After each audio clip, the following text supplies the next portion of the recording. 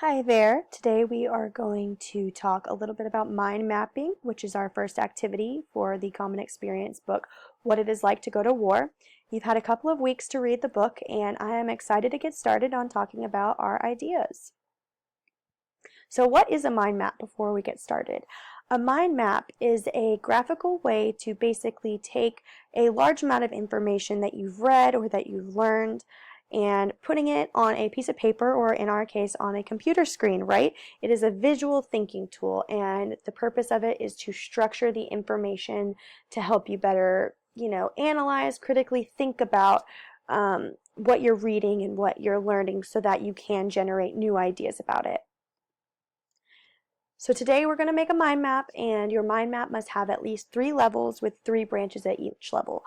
We're going to be using an app called Creately, and I will show you how to do that when we get there.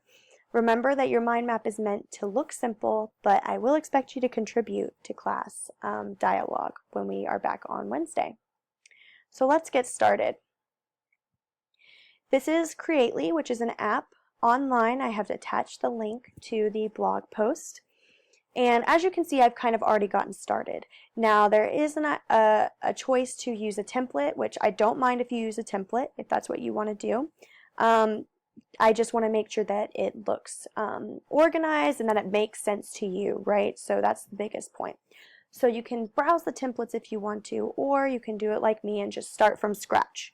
As you can see, I've already kind of started because I want to be able to explain the 3 levels to you, but I will also show you how to go through and make the levels yourself. So right here, the middle star is going to be our level 1. It will be the major theme, plot, or problem that you see in the book. So the biggest overarching thing that keeps happening, that maybe is the biggest problem that the whole book is about him solving a problem, right? So maybe that's your level 1. Anything that is a very, very, very, very large piece of the book, the book could not exist without it. That will be your level 1.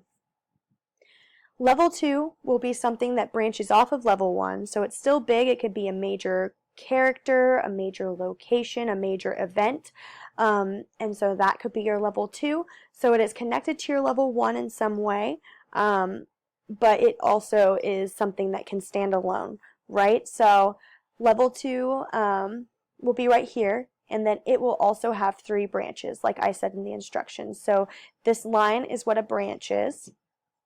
So you will have level 3 at the end of these branches. Now, you only have to have 3 levels, but you are more than welcome to do as many levels as you want.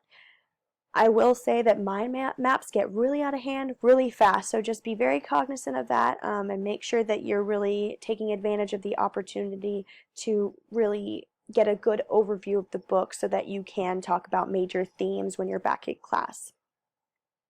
So level 3 will come off of level 2. Say you had a major character for your level 2 branch, right? So maybe you had Sergeant Reynolds as your level 2. Coming off of that, you can maybe talk about a battle that they were in together. You can talk about a major problem that they had that maybe eventually got solved. You can talk about anything that has to do with Sergeant Reynolds. What I want to point out here is that the beauty of the mind map is that it will all end up connecting together, and that's the point, is that we want to make sure that you are coming up with ideas that all connect together so that when you look back at it, you kind of say, oh, okay, there's an overarching theme here that I didn't see before. Now, in order to create these branches, you're going to need to make a couple of things. You're going to need lines and then shapes. So it is very simple, but I will show you how to do it. Delete this line. So when you add a line, you click line right here, and then you move it like this. If you would like, you can order objects, you can edit text, but you can also change the shape of the line, right? So if you want to change it into a sharp angle or a curve, I'm going to change it into a curve right here, right? And you can move it around and change kind of the shape to make it a little bit more creative, a little bit more flowy if you'd like to do that. From there, you'll add another shape. Mind you, I'm using stars. You can really browse the shapes and use whatever you want. So from here, you have your level 3. When you want to add text, you just add it right here. So I will say major place. So this is my level 3, which is this is a level 2, which is a major place. And from there, you do the same thing with level 3.